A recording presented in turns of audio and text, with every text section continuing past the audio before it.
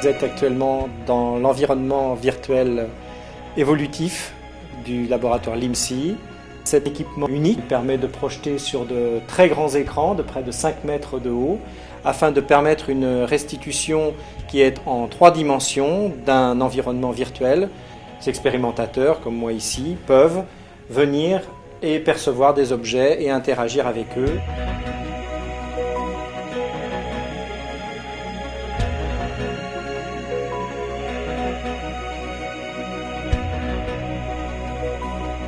Le projet Éveil permet donc d'explorer, de découvrir des facettes de la physique et de percevoir un certain nombre d'expériences qui sont inaccessibles habituellement. En particulier, on peut, par exemple comme dans ce simulateur ici, voir des objets qui se déplacent à une vitesse proche de la vitesse de la lumière. Ce travail de recherche s'effectue en 3 ans, sponsorisé par l'Agence nationale de la recherche, et vise donc à explorer un certain nombre de phénomènes physiques, dont la relativité, et va permettre à un certain nombre d'étudiants de venir ici et de participer à des séances interactives qui leur permettront de mieux appréhender les différents aspects de la relativité afin de mieux les comprendre. Ici, nous avons un étudiant en thèse, Tony Dohat, qui a donc développé le moteur de simulation de relativité qui va servir d'expérimentateur au projet Éveil. Et Clément Mèche, eh bien, est un étudiant, lui, en didactique, qui a élaboré les questionnaires et qui va se charger des passations. Donc pour commencer à utiliser ce système immersif, il te faut utiliser ces lunettes. Ces antennes permettent de connaître à chaque instant ta position et ton orientation. Ça aussi permet de générer les bonnes images sur chaque écran. Tu pourras voir les objets directement devant toi, comme s'ils existaient. Donc je vais te demander de les porter. Enfin, nous, sans les lunettes, nous avons l'impression que la table est projetée contre les écrans. Par contre, toi, avec les lunettes, ton point de vue est pris en compte et du coup, tu vois la table comme si elle était devant toi. Ouais, elle est là, en fait. Donc tu l'aperçois à cet endroit-là. Ouais. D'accord. L'intérêt de la réalité virtuelle, c'est qu'on peut s'immerger dans un monde qu'on crée de toutes pièces et qu'on contrôle, dans lequel on peut même modifier les lois physiques. Donc cette immersion nous permet un accès direct à des choses auxquelles on n'a pas accès habituellement. Donc en général, on utilise la réalité virtuelle pour reproduire le monde réel tel qu'il est. Il y a des intérêts à ça, mais ce qui m'avait intéressé, moi, dans l'idée de la réalité virtuelle, c'était de pouvoir justement donner accès à quelque chose qui n'est pas naturel, et qui est soit complètement imaginaire, soit juste inaccessible de façon ordinaire. En fait, l'idée avec la relativité, c'était de faire en sorte que ce monde de la relativité qui mélange espace et temps devienne pour nous un monde ordinaire, devienne notre environnement physique et qu'on puisse y accéder. La particularité du projet Éveil, c'est qu'il inclut en son sein des chercheurs en didactique. Et le rôle de ces chercheurs en didactique, dont je fais partie, c'est d'apporter des outils d'évaluation de l'impact de l'utilisation de cet environnement virtuel à 3 dimensions sur la construction des savoirs qui sont visés par les applications. Donc le rôle du LDAR dans ce projet, c'est d'apporter des outils méthodologiques d'utilisation, de conception des scénarios et de travailler vraiment en synergie totale, parce que la grande force de ce projet, c'est précisément de fédérer des acteurs qui ne pourraient pas travailler les uns sans les autres, c'est-à-dire que les scénarios qu'on a implémentés dans l'environnement virtuel prennent en compte les contraintes de nos collègues informaticiens, les contraintes évidemment dictées par la physique elle-même, mais aussi des contraintes qu'on va appeler des contraintes cognitives, à savoir les difficultés des utilisateurs potentiels de l'environnement virtuel avant immersion, et ensuite, pendant l'immersion, la façon dont ces difficultés, en fait, sont levées par l'utilisation de scénarios ad hoc.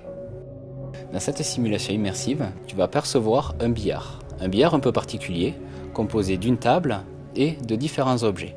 Ces objets sont des palets, et il est très important de savoir que ces objets, au début de la simulation, partent en même temps et ont la même vitesse.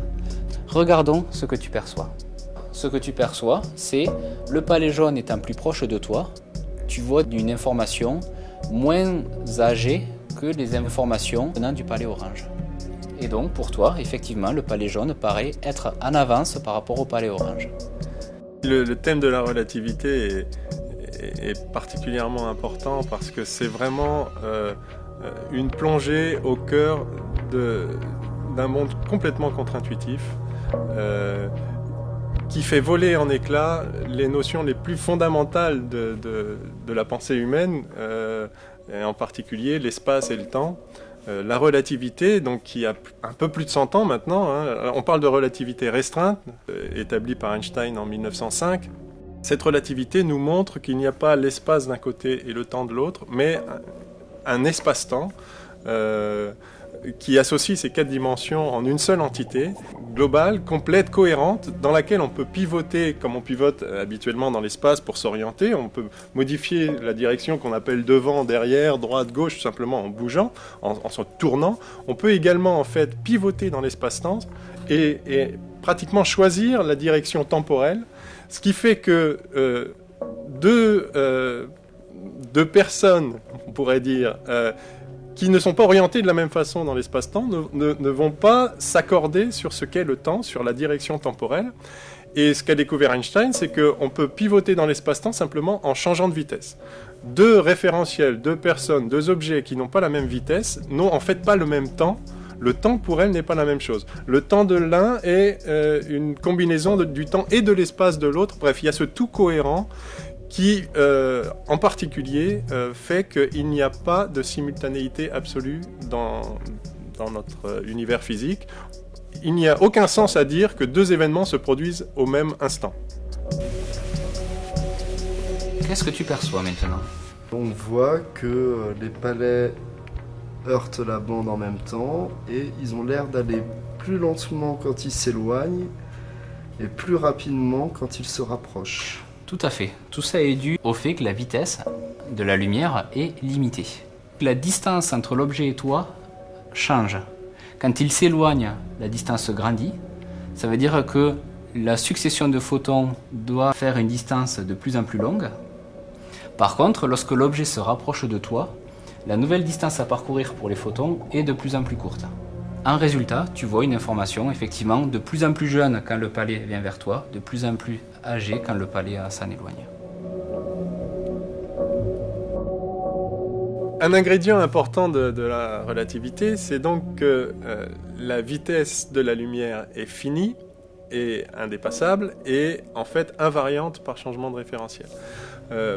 Indépendamment de l'existence de cette vitesse limite, qui est une propriété de l'espace-temps en réalité, le fait que la lumière ne se transmette pas instantanément de l'objet que l'on perçoit à notre œil fait qu'on voit en fait les objets dans le passé. Puisqu'il y a un temps de propagation, on voit les objets au moment là où ils sont quand la lumière est partie, cette lumière qui fait que nous les voyons maintenant. Et donc plus un objet est distant, plus on le voit dans le passé. Donc ça c'est bien connu en astrophysique, quand on voit les étoiles, on sait bien que certaines même sont déjà mortes, et la lumière est en train de se propager, mais entre-temps l'étoile a disparu. Ça implique que lorsque les objets se déplacent, on ne va pas voir chaque partie de l'objet au même moment, et donc ça va introduire des distorsions, simplement liées à cet effet de retard. Et donc ça, c'est quelque chose qu'on voit très bien dans la cave, dans cet environnement virtuel que nous avons reconstitué. Alors évidemment, à l'échelle ordinaire, la vitesse de la lumière est tellement grande, 300 000 km par seconde, que ce décalage dans le temps, il est absolument imperceptible. La lumière fait 7 fois le tour de la Terre en une seconde, donc il n'y a aucune chance qu'on perçoive une différence dans le temps d'émission des photons. Mais l'intérêt justement de cette réalité virtuelle, c'est qu'on a reconstitué un environnement dans lequel la vitesse de la lumière devient faible. En fait, on a choisi la vitesse de la lumière. Ça devient un paramètre libre et on peut l'ajuster comme on veut. Les objets qui se déplacent, les différents plans de la scène vont être vus à des instants différents et ça va introduire une espèce de distorsion, en tout cas dans la perception, qui est intéressante à voir et qui nous fait un peu toucher du doigt ce que peut impliquer cette limitation dans la transmission des informations. Alors en plus de cette distorsion liée à l'effet retard de la lumière, il y a une déformation intrinsèque qui est liée au fait que l'espace et le temps dépendre de la vitesse de l'observateur par rapport à la scène observée et qui va déformer les objets, qui va nous donner à voir des parties éventuellement cachées, bref, qui va complètement modifier l'aspect de la scène. Les effets qui se manifestent et la façon dont on les interprète, ça c'est quelque chose de très étrange qui n'a jamais été fait auparavant, en tout cas pas en immersion, et on a eu des surprises. C'est-à-dire qu'il est apparu des phénomènes qu'on avait prévus sur le papier parce que c'est très simple, mais dont on n'imaginait pas la manière dont le cerveau allait les interpréter. Parce qu'il y a toujours un jeu entre la réalité et sa perception. C'est justement ça le nœud du problème. C'est ça qui est intéressant, d'aller explorer le rapport entre le monde tel qu'il est, si tant est que c'est un sens, et le monde tel qu'on le reconstruit par notre perception. Donc il y a tout l'aspect cognitif qui est associé à cette interaction entre la conscience et le monde. Par exemple, si j'avance vers une scène, je me précipite vers les photons qui sont émis par les objets de la scène, et je vais donc modifier l'angle d'arrivée de ces photons, exactement comme si vous courez sous la pluie a l'air de venir de devant. Quand vous êtes en vélo sous la pluie, en moto, vous êtes trempé devant et pas derrière, simplement parce que vous vous projetez sur les gouttes qui tombent. Mais en fait, avec les photons, c'est pareil. Si vous avancez dans une scène, vous vous projetez sur les photons et ils ont l'air de venir de devant. Mais ce qu'on n'avait pas prévu, c'est que ça nous donnerait l'impression que les objets reculent. En réalité, quand on avance vers un objet, donc l'ensemble de la scène est comprimé vers l'avant, il a l'air de reculer alors qu'on est en train réellement d'avancer vers lui. Ça, c'était totalement inattendu dans l'effet cognitif, dans l'effet de la perception. C'était vraiment très, très, très beau le jour où on a vu et où on a compris cet effet.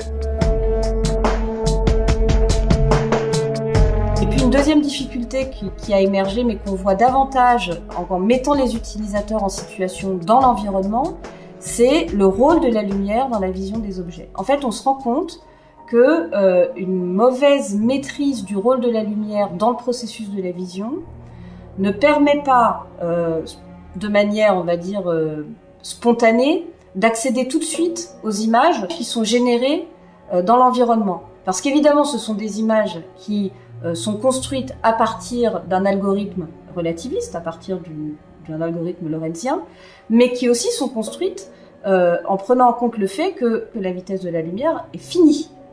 Ce qui n'est jamais le cas, évidemment, dans notre vie ordinaire.